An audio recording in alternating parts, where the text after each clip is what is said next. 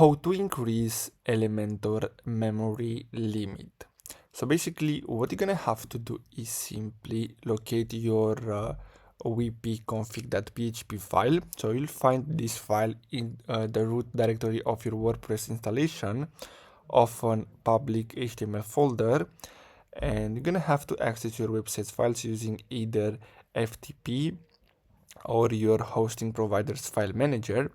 So you're gonna have to edit this file here. So before making any changes, create a backup for this file, then right click on the file and select edit, and find a specific line of text within the file, and just above the line, this line, you need to add a line of code that defines the memory limit, and this is gonna look something similar to this.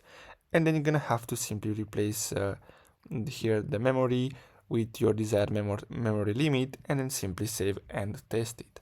So basically that's all you have to do. I hope you found this video helpful. Thanks for watching.